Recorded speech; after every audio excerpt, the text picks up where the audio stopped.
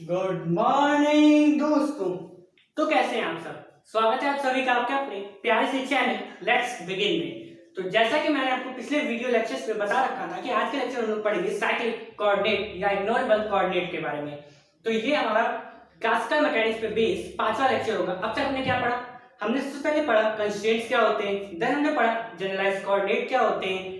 Third lecture में हमने पढ़ा जो हमारी किस क्लासिकल मैकेनिक्स का रियल हीरो है लैग्रांजियन के बारे में। फोर्थ में हमने पढ़ा लैग्रांजियन पे बेस्ड एक एग्जांपल के बारे में। और फाइनली अब हम लोग पहुंच चुके हैं अपने लेक्चर नंबर 5 जिसपे हम पढ़ेंगे साइक्लिक कोऑर्डिनेट। किसके बारे में पढ़ेंगे? Cyclic coordinate. और इसी को एक और बेहद अच्छे से नाम से जाना जाता है जिसे हम कहते हैं ignorable coordinate. Ignorable coordinate, ignore करना, ठीक है। ये वही है, इसमें भी हमें इग्नोर ही करना है कुछ टर्म्स को, ठीक है। तो इसे एक और नाम से जाना जाता है इग्नोरेबल कोऑर्डिनेट के बारे में। तो अब तक अगर आपने मेरे पिछले 4 लेक्चर्स को नहीं देखा तो मैं रिक्वेस्ट करूंगा आप उन पिछले 4 लेक्चर्स को पहले देखिए, देन इस वीडियो को देखिए, तभी प्रॉफिट होगा, ठीक है। लैग्रांज तो जरूर देखिए क्योंकि उसके बिना इसको समझना थोड़ा सा डिफिकल्ट हो सकता है, ठीक है। तो स्टार्ट करते हैं। Hello hello hello hello hello hello hello hello hello, अरे हिल भी जाओ भाई। हाँ, तो अब लोग स्टार्ट करेंगे साइक्लिक कोऑर्डिनेट या इग्नोरेबल कोऑर्डिनेट क्या होता है। तो सबसे पहले आपको मैंने कहा, जैसा कि कहा कि आपको लैग्रेंजियन पता होना चाहिए। तो स्टार्टिंग हम लोग वहीं से करते हैं। अगर आपके पास नोट्स एग्जाम में आता है तो आपको नोट्स कैसे लिखने हैं। तो नोट्स स्टार्ट करते हैं बनाना। एज वी नो, हम क्या जानते हैं कि जो हमारा लैग्रेंजियन है वो किसका फंक्शन होता है? काइनेटिक एनर्जी और पोटेंशियल एनर्जी का। काइनेटिक और पोटेंशियल एनर्जी का जो डिफरेंस होता है वही तो लैग्रेंजियन होता है। और क्या होता है लैग्रेंजियन हमारा 3 चीजों का फंक्शन होता है, जनरलाइज्ड कोऑर्डिनेट का, जनरलाइज्ड वेलोसिटी का और टाइम का। यही हमने पढ़ा था लैग्रेंजियन फंक्शन होता क्या है, ठीक है। तो अगर आपने वो वीडियोस नहीं देखी तो उसको पहले देखिए, ठीक है। एज वी नो, लैग्रांजियन जो होता है is a function of generalised. अब जनरलाइज्ड कोऑर्डिनेट क्या होता है ये सब मैंने आपको एक्सप्लेन कर रखा है, तो आप उसको पहले जरूर देखिए, ठीक है। जनरलाइज्ड कोऑर्डिनेट, आई थिंक इसका आगे नहीं दिख रहा है तो यहाँ लिख देते हैं। Generalised coordinate, generalised velocity, generalised velocity and time, ठीक है। तो हमारा जो लैग्रांजियन है वो फंक्शन किसका किसका है?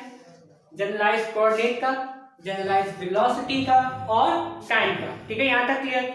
इसको एक और जैसे हम इसको सिंबल फॉर्म में लिख सकते हैं, that is L is equals to, L क्या है? रिप्रेजेंट करता है लैग्रांजियन को, ठीक है। L is equals to QJ, Q dot J और टाइम। यहाँ पे Q क्या रिप्रेजेंट, QJ क्या रिप्रेजेंट करता है? जनरलाइज्ड कोऑर्डिनेट को। Q डॉट J क्या रिप्रेजेंट करता है? जनरलाइज्ड वेलोसिटी को। जनरलाइज्ड वेलोसिटी एक्चुअली क्या, किसी भी कोऑर्डिनेट को आप उसको टाइम डेरिवेटिव कर देते तो उसकी वेलोसिटी हो जाती है। तो यहाँ पे हमने वही किया, टाइम डेरिवेटिव, तो Q डॉट J से रिप्रेजेंट किया है। और टाइम हमारा टाइम है, ठीक है। तो यहाँ तक हम लोग पहुंच गए, ठीक है। अच्छा, इसको थोड़ा एक्सपेंड फॉर्म में लिख सकते हैं, एक्सपेंडेड फॉर्म में लिख दें। और L is equals to QJ को लिख सकता हूं मैं Q1, Q2, Q3 dot dot dot dot dot, एक और टर्म ले लेते हैं बीच में, QK dot dot dot dot dot QN, ठीक है। ये क्या है? QJ एक्सपेंड करना है, ठीक है। एक्सपेंडेड फॉर्म में हमने लिख दिया। Q डॉट J को लिख सकते हैं Q dot 1, Q dot 2, Q dot 3 dot dot dot dot dot Q dot N और finally T1, T2, T3 dot dot dot dot dot Tn। यहाँ तक कोई दिक्कत नहीं, ठीक है। तो आज अंकल के पास गाड़ी आई है तो आज गाड़ी की खूब सारी टेस्ट ड्राइविंग करेंगे, ठीक है। तो साउंड आपको आती रहेगी बीच बीच में। हाँ, तो यहाँ पे लैग्रांजियन जो है वो तीन टर्म्स है यहाँ पे, जनरलाइज्ड कोऑर्डिनेट, जनरलाइज्ड वेलोसिटी और टाइम। और इन सबके n टर्म्स हो सकते हैं, तो मैंने इसको इस फॉर्म में लिख दिया। यहाँ पे j जो है एक्चुअली, ठीक है, 1 to n को रिप्रेजेंट करता है। j का रिप्रेजेंट करता है 1 to n को। यहाँ पे टाइम को मैं चाहे तो t रख दूं, यहाँ पे इतना फर्क नहीं पड़ने वाला। टाइम को t से रिप्रेजेंट कर दीजिए, ठीक है। तो आगे बढ़ते हैं, यहाँ पे q डॉट j, ठीक है। तो यहाँ पे टाइम को t से रिप्रेजेंट करेंगे तो इसमें तो j आएगी, तो 1 to n, ठीक है। आगे बढ़ते हैं। अगर अब हमारा मेन जो स्टार्ट होने वाला है साइक्लिक कोऑर्डिनेट वो क्या है? अगर जो हमारे पास इतने सारे फंक्शन है Q1, Q2, Q2, Qn, q1 dot इस तरह से चलता जा रहा है। तो इनमें से ही अगर कोई कोऑर्डिनेट इस लैग्रांजियन से हट जाए, इनमें से ही जितने भी ये कोऑर्डिनेट्स है, कोई कोऑर्डिनेट इस लैग्रांजियन से हट जाए जो कि इस पूरे लैग्रांजियन फंक्शन में दिखाई ही ना दे, तो वही कोऑर्डिनेट जो कि इस पूरे कोऑर्डिनेट सिस्टम से हट चुका है वही हमारा कहलाएगा साइक्लिक कोऑर्डिनेट। मैं फिर से रिपीट करता हूं, अगर इस पूरे लैग्रांजियन से हमारा कोई एक कोऑर्डिनेट, जैसे मैंने इसीलिए क्यू के से रिप्रेजेंट किया है, इसको आप सर्कल कर लीजिए क्यू के, ये अगर इसमें ना प्रेजेंट हो, ये अगर इसमें ना प्रेजेंट हो तो यही कोऑर्डिनेट हमारा कहलाएगा साइक्लिक कोऑर्डिनेट। साइक्लिक कोऑर्डिनेट, और इसी को एक और नाम से हम जानते हैं, इग्नोरेबल कोऑर्डिनेट के नाम से जानते हैं। ठीक है, तो if in the given Lagrangian, if in the given Lagrangian a certain coordinate is a certain coordinate, जिसे मैं q के नाम दे देता हूं इस समय के लिए। ठीक है, आप एज्यूम कर सकते हैं q के। ठीक है, तो अगर q के इज, गर्मी बहुत है आज, मिसिंग, ठीक है, then that coordinate is called cyclic coordinate, cyclic coordinate or ignorable coordinate, cyclic coordinate or ignorable coordinate। ठीक है, यानी इस पूरे लैग्रांजियन से ये क्यू के रिमूव हो गया, तो जो क्यू के ही था यही इस पूरे लैग्रांजियन का क्या है, साइक्लिक कोऑर्डिनेट, और इसे एक और नाम से जानते हैं इग्नोरेबल कोऑर्डिनेट। आई होप आपको समझ में आ गया होगा कि क्यू के का क्या मेन फंक्शन है। ठीक है, अब अगर बात आप समझ अज्यूम कीजिए एक्चुअली हुआ क्या है, तो इस लैग्रांजियन की किस्मत में ये साइक्लिक कोऑर्डिनेट नहीं था, तो समझ गाना आ गया, मेरी किस्मत में तू नहीं शायद, तो ये वही है। ठीक है, तो ये एक्चुअली यही कह रहा है लैग्रांजियन, मेरी किस्मत में तू नहीं शायद, क्यों तुझको इसमें मैंने रखा है, तो यहाँ से हट चुका है। ठीक है, तो अभी हट चुका है, तो अब जो हमारे now Lagrangian becomes, now Lagrangian, इसको थोड़ा अच्छा से लिखते हैं, लैग्रांजियन GN becomes, क्या बनेगा, एक सेकेंड,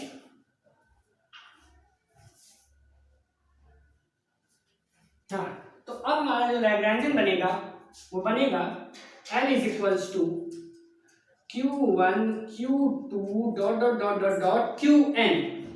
अब क्योंकि एक टर्म रिमूव हो चुका है तो Qn से क्या हो गया, Qn माइनस 1, समझ गए, then Q1 dot Q2 dot dot dot dot dot Q dot n और टाइम। ठीक है, तो अब हमारा जो लैग्रांजियन बन चुका है वो ये बन चुका है। ठीक है, अच्छा, अब यहाँ तक आया हो आपने नोट कर लिया होगा, एग्जाम्स में आपको यही लिखना है। ठीक है, तो आया नोट कर लिया होगा, आगे बढ़ते हैं, नहीं किया तो वीडियो को रिवाइंड करके लिखिए। ठीक है, तो यहाँ पे हम लोग यहाँ तक आ चुके हैं ना। अब क्योंकि हमारा एक, अब ध्यान दीजिए, अगर आपका पर्टिकुलर सपोज कीजिए मैंने कहा इसको x स्क्वायर को आप y के रिस्पेक्ट में पार्शियली डेरिवेट कीजिए, तो ऑब्वियसली इसका आंसर क्या आएगा, आप सबको पता है इसका आंसर तो 0 आएगा, क्योंकि पर्टिकुलर 0 मतलब अगर वो फंक्शन ही रिप्रेजेंट है उसका पार्शियल डेरिवेटिव 0 होगा। तो अब अगर मैं इस लैग्रांजियन को क्यू के इस साइक्लिक कोऑर्डिनेट, अगर क्यू के एक साइक्लिक कोऑर्डिनेट है, then delta L by del Q K उस लैग्रांजियन को जब हम उसी साइक्लिक कोऑर्डिनेट के रिस्पेक्ट में डेरिवेट करेंगे तो हमारा रिजल्ट आएगा 0। ये बहुत इंपॉर्टेंट चीज है, आपसे एमसीक्यू में जो यही क्वेश्चन पूछ सकता है, if Q K cyclic coordinate then which condition satisfy, तो क्या कंडीशन सेटिस्फाई होगी, उसका लैग्रांजियन उसका पार्शियल डेरिवेटिव 0 के इक्वल होगा। इसको इंपॉर्टेंट मैं यहाँ पे लिख दे रहा हूं आपको।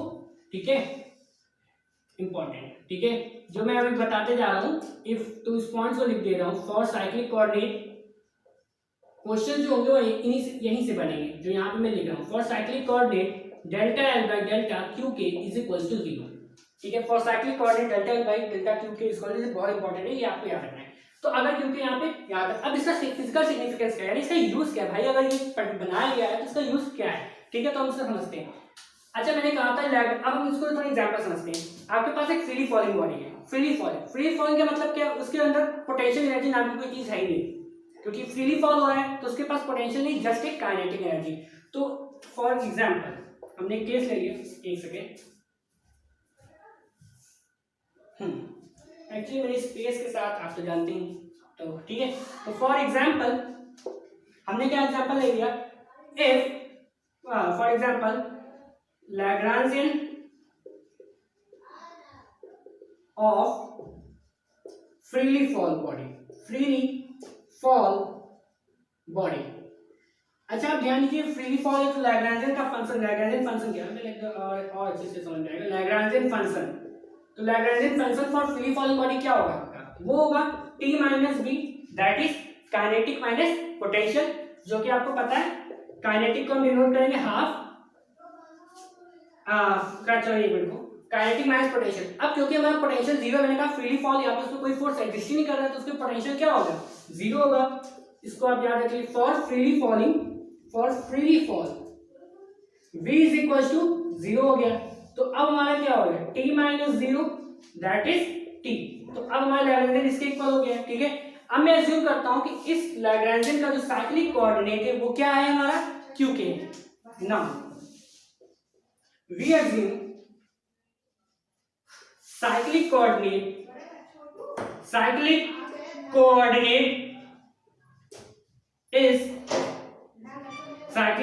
Is q K. हमने अज्यूम किया है कि इस फंक्शन के लिए हमारा जो साइक्लिक कोऑर्डिनेट है वो q के। ठीक है, 1 सेकेंड।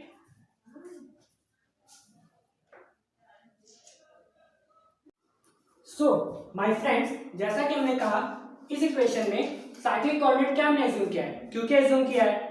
क्यों अज्यूम किया है, क्योंकि अब देखिए लैग्रेंजियन जो है वो किसके इक्वल है, half m q K dot का स्क्वायर, q के डॉट के स्क्वायर के इक्वल है। यहाँ पे q के का टर्म आया ही नहीं, तो जो टर्म नहीं आया वही तो हमारा साइक्लिक कोऑर्डिनेट होता है, इसलिए हमने अज्यूम किया कि इसका साइक्लिक कोऑर्डिनेट q के। यहाँ तक आपको क्लियर, ठीक है। तो मैं इसको रब कर रहा हूँ और आप आगे बढ़ते हैं। अब मैं इससे जो मेन इंपॉर्टेंट टर्म है उसको हम लोग आप निकालने वाले हैं। ठीक है, इसको भी मैं रब कर देता हूँ। ठीक है, तो हमने अज्यूम किया है कि हमारा जो L आया है वो आया half m q K dot, इसको थोड़ा नीचे लिख लेते हैं, L is equal to half m q K dot का स्क्वायर। ठीक है, यहाँ तक कोई दिक्कत नहीं। तो एज वी नो, हम क्या जानते हैं, लैग्रांजियन इक्वेशन वो किसके इक्वल होती है, d by D T del L by del Q K dot square, del L by del L Q dot minus del L by del L Q K is equal to 0। ठीक है, ये Lagrangian equation होती। हमने क्या माना, cyclic coordinate Q के, तो अगर साइक्लिक कोऑर्डिनेट क्यू के तो उसके रिस्पेक्ट में ये जनरलाइज जो लैग्रांजियन का डेरिवेटिव तो 0 ही हो गया। ठीक है, क्योंकि वो फंक्शन एग्जिस्ट ही नहीं कर रहा है। अगर इसके ये फंक्शन मैंने यही तो आपको समझाया था कि D by D of Y X square, अब क्योंकि वाई तो एग्जिस्ट ही नहीं कर रहा तो ये 0, यानी एल में क्यू के तो है ही, तो ये वाला टर्म क्या हो गया, 0 हो गया। तो therefore D by D T, चलो मैं इसे लिख भी देता हूँ, del by del Q dot K half M Q K dot square minus del by del Q K और half M Q K dot का स्क्वायर। इस इक्वेशन में ध्यान दीजिए, तो क्यू के है ही नहीं, तो इसका मतलब क्या हो गया, ये वाला टर्म तो 0 हो गया, ये वाला टर्म 0 हो गया, तो 0 माइनस, अब यहाँ पे क्या हुआ, इसका हुआ half into 2 M Q K और यहाँ पे डी बाई टी टी, 2 से 2 कैंसिल हो गया, तो क्या बचा, यहाँ पे क्यू डॉट रहेगा, क्यू डॉट के और D by D T is equal to 0, minus 0 is equal to 0।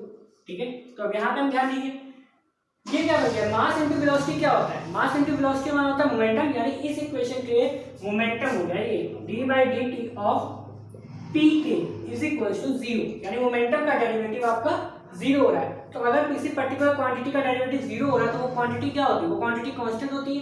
क्यों? क्योंकि किसी कांस्टेंट का ही डेरिवेटिव तो जीरो होता है, D by D T of some constant is equal to zero होता है कि नहीं होता है?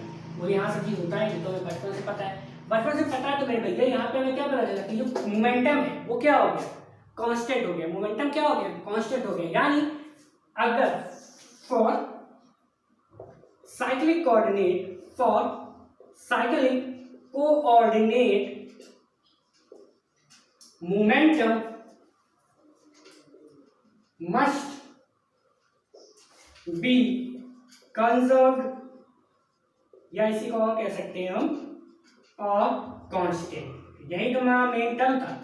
यानी हम कोई भी किसी भी इक्वेशन को हम लेते हैं, अगर उसका साइक्लिक कोऑर्डिनेट क्यू के है तो उसका रिस्पेक्ट में जो मोमेंटम होगा वो क्या होगा, कांस्टेंट होगा। तो यही हमारा सेकंड इंपॉर्टेंट पॉइंट है। आपके एमसीक्यू में बस यही जो मैं पॉइंट्स लिख रहा हूँ यही सब पूछे जाएंगे, ठीक है। तो सेकंड इंपॉर्टेंट पॉइंट जो हमारा हो गया वो क्या हो गया, हमारा सेकंड इंपॉर्टेंट पॉइंट हुआ कि for cyclic coordinate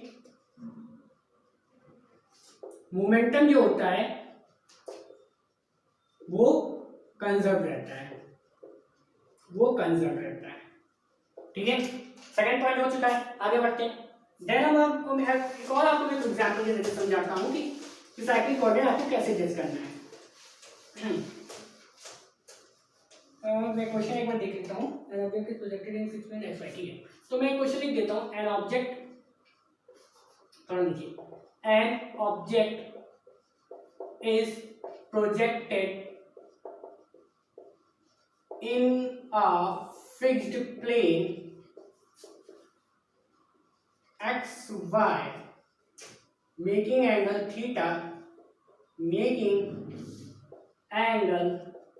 theta with horizontal, find with velocity u लिख लेते हैं हम लोग, u फाइंड साइक्लिक कोऑर्डिनेट। मुझे क्या निकालना है, इसका साइक्लिक कोऑर्डिनेट निकालना है, ठीक है। तो इससे क्या हमें पता चलेगा, इसका साइक्लिक कोऑर्डिनेट निकालना हमें। तो अब ध्यान दीजिए माय फ्रेंड्स, मुझे इसका साइक्लिक कोऑर्डिनेट निकालना है। तो मैं आपको, ये रहा मेरा पार्टिकल जो कि थीटा एंगल से मूव कर रहा है, ठीक है, हॉरिजॉन्टल से। ये एक्स एक्सिस हम मान लेते हैं, वाई एक्सिस मान लेते हैं। हम पर्टिकुलर पॉइंट पी पे हैं इस समय हम यूज करते हैं, ठीक है। तो इस पर्टिकुलर पॉइंट पी के क्या कोऑर्डिनेट्स होंगे, एक्स डायरेक्शन में एक्स होगा और वाई डायरेक्शन में मैंने यूज कर लिया वाई होगा, ठीक है। तो अगर ये एक्स डायरेक्शन में एक्स मूव कर रहा हो, वाई डायरेक्शन में वाई, तो अब ध्यान दीजिए इसके जनरलाइज कोऑर्डिनेट कितने होंगे, बोली जल्दी से। इसके जनरलाइज कोऑर्डिनेट कितने होंगे, तो इसके जनरलाइज कोऑर्डिनेट होंगे, here solution here generalise coordinate क्या होंगे हमारे, जनरलाइज कोऑर्डिनेट होंगे हमारे एक्स एंड वाई। क्यों? क्योंकि इस पॉइंट पी के लोकेशन बताने के लिए मुझे मिनिमम एक्स और वाई तो पता होने ही चाहिए, तभी मुझे इसका पता चलेगा इसकी पोजीशन। तो इसके जनरलाइज कोऑर्डिनेट क्या होंगे, एक्स एंड वाई। एक सेकेंड, ठीक है। तो इसके जनरलाइज कोऑर्डिनेट क्या होंगे, एक्स एंड वाई होंगे। आगे बढ़ते हैं। तो अगर इसके generalise coordinate X and Y है, और तो देयरफॉर जनरलाइज वेलोसिटी क्या होगी, वेलोसिटी, अरे कोऑर्डिनेट पता है तो उसका टाइम रिस्पेक्ट से डेरिवेटिव भी तो वेलोसिटी होती है। यानी जनरलाइज वेलोसिटी क्या होगी, X dash and Y dash, X dot and Y dot होगी। देयरफॉर लैग्रांजियन क्या होगा, लैग्रांजियन फंक्शन, इसका लैग्रांजियन फंक्शन क्या होगा, इसका लैग्रांजियन फंक्शन होगा हमारा t minus V, that is half M Q K dot square. हाँ, अब देखिए काइनेटिक एनर्जी क्या है, हाफ एम वी स्क्वायर, यहाँ पे वी वेलोसिटी ये भी है, तो नेट वेलोसिटी हमारी क्या होगी, half M X dot square plus Y dot square minus V क्या होता है, एम जी एच असली मसाले वाले। तो एम जी एच, यहाँ पे वाई क्या है, हाइट है, तो हाइट एम जी वाई। ध्यान दीजिए इस पूरी इक्वेशन में y है, y का डेरिवेटिव है, x का डेरिवेटिव है बट x ही नहीं है, x का डेरिवेटिव है बट x ही नहीं है। तो इस पूरे सिस्टम का जो साइक्लिक कोऑर्डिनेट होगा वो क्या होगा, x होगा। Since x does not appear in equation, therefore its cyclic coordinate is x. I hope आप समझ गए होंगे कि साइक्लिक कोऑर्डिनेट कैसे निकालते हैं। अब जस्ट जैसे ही आप लैग्रेंजियन फंक्शन लिखते हैं आपको साइक्लिक कोऑर्डिनेट पता चल जाता है कि वो फंक्शन में कौन सा टर्म एक्सक्यूट हुआ है। तो आई होप आप समझ गए होंगे साइक्लिक कोऑर्डिनेट का टर्म कंडीशन क्या होता है। अब एक बहुत इंपॉर्टेंट टर्म जो कि इसी से रिलेटेड बनता है, इसकी आप लैग्रेंजियन इक्वेशन भी फाइंड कर सकते हैं। इसके लैग्रेंजियन इक्वेशन मैं आपको होमवर्क में देता हूं जो कि आप फाइंड करें, वरना नेक्स्ट वीडियो में उसको भी सॉल्व करना सीखेंगे। इसी क्वेश्चन की हम लोग लैग्रेंजियन इक्वेशन, अभी तो मैंने इसका सिर्फ साइक्लिक कोऑर्डिनेट निकालना आपको बताया है, ठीक है। इसकी लैग्रेंजियन इक्वेशन निकालने का भी बहुत अच्छा तरीका है और आंसर में आपको बता देता हूं u sin theta minus half mg x² होता है कि u sin थीटा ब्रैकेट में t minus half mg square कुछ इसी तरह होता है। तो उसको मैं आप करना चाहें तो करेंगे या फिर कमेंट बॉक्स में रिप्लाई करेंगे, उसको सॉल्व करना है, ठीक है। तो आगे बढ़ते हैं। अब मैं क्या कहना चाह रहा हूँ कि फॉर अगर आपको किसी लैग्रेंजियन के लिए हमारा साइक्लिक कोऑर्डिनेट सपोज q के लिए, तो जो हैमिल्टोनियन फंक्शन का जो साइक्लिक कोऑर्डिनेट होगा वो भी यही होगा।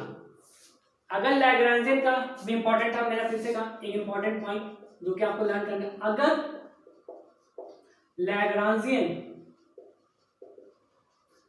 का साइक्लिक कोऑर्डिनेट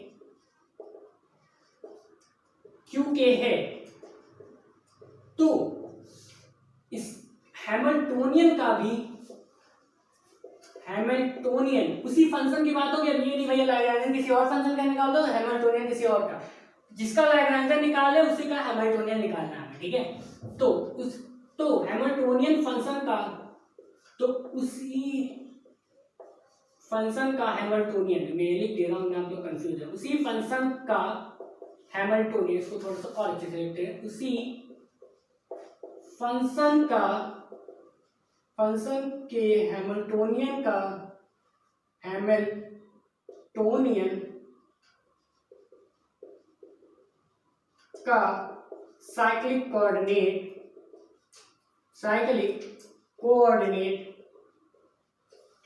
भी क्यू के ही होगा। ये हमारा थर्ड इंपॉर्टेंट पॉइंट है। इसी के आगे थर्ड इंपॉर्टेंट पॉइंट आप ये लिखेंगे, अगर लैग्रेंजियन का साइक्लिक कोऑर्डिनेट क्यू के है तो उसके हैमिल्टोनियन का साइक्लिक कोऑर्डिनेट भी क्यू के ही होगा। क्यों?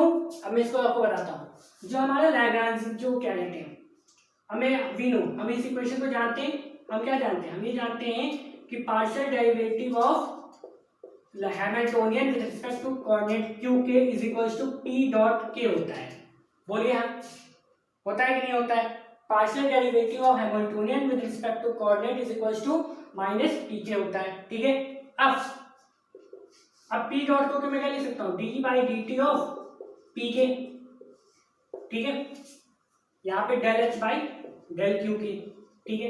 मैं प्रूव कर रहा हूँ कि कैसे मैंने ऐसे क्यों कह दिया है, ठीक है। तो अब आगे आते हैं, मैंने कहा for cyclic coordinate, for cyclic coordinate, for cyclic coordinate जो होता है Q K is conserve, sorry P के इज कंजर्व, मोमेंटम हमारा कंजर्व रहता है, यानी इसका टाइम डेरिवेटिव जो होगा वो जीरो हो जाएगा, यानी ये किसके इक्वल हो गया, जीरो हो गया। तो देखिए यानी हैमिल्टोनियन भी क्या हो गया, जीरो हो गया, और किसके रिस्पेक्ट में जीरो हुआ, क्यू के, यानी उसी कोऑर्डिनेट, उसी साइक्लिक कोऑर्डिनेट के रिस्पेक्ट में क्या हो गया, हैमिल्टोनियन जीरो हो गया। That means for this also, for Hamiltonian also, for Hamiltonian also cyclic coordinate is qk, cyclic coordinate is qk। अब हैमिल्टोनियन क्या होता है अगर आपको नहीं पता तो मेरे वीडियो लेक्चर में देख सकते हैं हैमिल्टोनियन क्या होता है, ठीक है। तो अगर लैग्रेंजियन का साइक्लिक कोऑर्डिनेट qk है तो उसी फंक्शन के हैमिल्टोनियन का साइक्लिक कोऑर्डिनेट भी qk ही होगा। इसका मैंने प्रूफ दिया, कैसे दिया, ये हम ये जानते हैं इस इक्वेशन को p डॉट के। अब p डॉट को तो मैं इस टर्म्स में लिख सकता हूं। अब क्योंकि p क्या होता है, p के कंजर्व होता है, टाइम के रिस्पेक्ट में उसका डेरिवेटिव जीरो हो गया, जीरो हो गया, वो किसके साथ हो रहा है, वो यानी ये इसके जीरो हो गया। तो हमने ये भी तो अभी मैंने यही तो बताया था, साइक्लिक कोऑर्डिनेट लैग्रेंजियन का उसी साइक्लिक कोऑर्डिनेट के रिस्पेक्ट में जीरो क्या, जीरो हो जाता है। तो अगर यही केस इसके केस में भी हो रहा है, इसका मतलब इसके लिए भी साइक्लिक कोऑर्डिनेट क्या था, qk ही था। तो ये तीन इंपॉर्टेंट पॉइंट है, जो भी एमसीक्यू बनेंगे वो आपके ये इंपॉर्टेंट पॉइंट से बनेंगे, ठीक है। आई होप आपको समझ में आ गया कि साइक्लिक कोऑर्डिनेट क्या होता है। तो थैंक्स फॉर वॉचिंग। अगर आपको वीडियो अच्छा लगा हो तो अच्छा लगा हो, अच्छी बात है, ठीक है। तो इसमें आपको मैं नेक्स्ट सेक्शन में हम लोग इसके आगे वाले क्लास का फिजिक्स के बारे में सीखेंगे। तो उसके लिए thanks for watching and stay tuned with us. Wait my dear friends, कहानी में थोड़ा सा ट्विस्ट रह गया है। तो यहाँ तक हम लोग आ चुके हैं, सो आगे बढ़ते हैं। कुछ एक इंपॉर्टेंट टर्म जो रह गया उसे मैं आपको बता दूं, उसका जानना आपके लिए जरूरी है। तो जैसा कि हम लोग जानते हैं, हमारा जो हैमिल्टोनियन है वो फंक्शन होता है क्यू जे और पी जे का, ठीक है, क्यू जे और पी जे का, ठीक है। अब इसको भी लिख सकता हूँ Q1 Q2 dot dot dot dot dot QK dot dot dot dot dot QN comma P1 P2 dot dot dot dot dot P, ठीक है। यहां तक तो क्लियर हो गया। अब for cyclic coordinate cyclic coordinate के केस में क्या होगा, QK absent and PK becomes constant, PK becomes constant। मतलब अगर आपका साइक्लिक कोऑर्डिनेट है तो QK तो एब्सेंट हो जाएगा और उसके कॉरस्पॉन्डिंग जो PK होगा, उसके कॉरस्पॉन्डिंग जो PK होगा वो आपका क्या हो जाएगा, कांस्टेंट हो जाएगा। अभी मैंने आपको दिखाया कि हैमिल्टोनियन में कांस्टेंट हो जाएगा, ठीक है, तभी तो डेरिवेटिव 0 हुआ था। तो इसके कॉरस्पॉन्डिंग PK कांस्टेंट हो जाएगा और QK एब्सेंट हो जाएगा। देयरफॉर तो अगर QK हमारे n थे और ये वाले n थे, तो टोटल कोऑर्डिनेट इस समय कितने थे हैमिल्टोनियन में, n प्लस n 2n थे। फॉर प्रेजेंट केस क्या कह सकते हैं, इनिशियल कंडीशन में हमारे जो कोऑर्डिनेट ऑफ हैमिल्टोनियन कितने थे, कोऑर्डिनेट्स ऑफ हैमिल्टोनियन कितने थे, 2n थे, ठीक है। बट जब हमारा साइक्लिक कोऑर्डिनेट आ गया तो क्या हुआ, एक कोऑर्डिनेट इसका कम हो गया, इसका तो 0 हो गया, हट गया, और एक इसका कांस्टेंट, और कांस्टेंट को हम लोग फंक्शन की तरह ट्रीट नहीं करते, वो तो बाहर हो जाएगा। तो इसका मतलब वो जो अब हमारा जो फंक्शन बना है वो क्या बनेगा, Q1 Q2 dot dot dot dot Qn minus 1, क्योंकि एक कोऑर्डिनेट हट चुका है, और P1 P2 dot dot dot dot dot Pn, एक इसका भी हट चुका है, इसको हम लोग अल्फा से डिनोट कर देते हैं। कांस्टेंट है बट वो कांस्टेंट है तो उसका कोई मतलब नहीं बनता है यहाँ पे, तो कांस्टेंट यहाँ पे आ चुका, यानी अब कितने, तो therefore finally coordinates of Hamiltonian कितने हो गए, कोऑर्डिनेट्स ऑफ हैमिल्टोनियन कितने हो गए हमारे, 2n माइनस 2 हो गए, ठीक है। इसको आप चौथे इंपॉर्टेंट पार्ट की तरह लिख सकते हैं, फोर्थ इंपॉर्टेंट पॉइंट, यानी ये भी पूछा जा सकता है फॉर साइक्लिक कोऑर्डिनेट, इसको क्वेश्चन की तरह कैसे समझ सकते हैं, आई होप अपने नोट डाउन में क्वेश्चन की तरह आपको लिख के दिखा दूं। For cyclic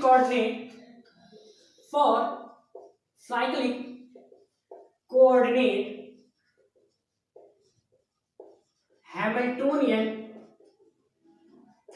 is reduced by factor, या हैमिल्टोनियन कोऑर्डिनेट्स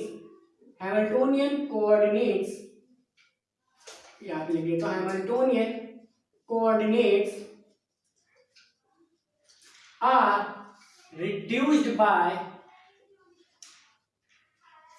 factor, ऑप्शन आपके 1 2 3 4, तो क्या आंसर होगा 2, ठीक है। तो इस तरह से हम लोग हैमिल्टोनियन फंक्शन के बारे में समझ गए, ठीक है।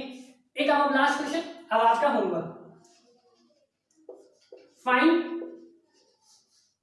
साइक्लिक, मेरा मार्कर की इंक लगता है खत्म हो गई, मैं बोल रहा हूं आप उसे लिखते रहिए, find cyclic coordinate of earth revolving around sun in elliptical orbit। तो इसका साइक्लिक कोऑर्डिनेट आप मुझे कमेंट सेक्शन में निकाल के बताएंगे, ठीक है। सबसे पहले क्या निकाल करेंगे इसके लिए, एक लैग्रेंजियन फंक्शन लेंगे t माइनस b, जैसे ही आप लिखेंगे आपको एक कोऑर्डिनेट ऑप्शन दिख जाएगा। और हाँ, इसमें कार्टेशियन के कोऑर्डिनेट में आप लोग नहीं निकालेंगे इसके जनरलाइज्ड कोऑर्डिनेट, इसको आप पोलर कोऑर्डिनेट में निकालेंगे, तभी इसका आंसर आएगा, ठीक है। तो आई होप आपको ये लेक्चर पसंद आया होगा। तो thanks for watching and stay tuned for us. तो अब फाइनली लेक्चर एंड हो चुका है, दी एंड।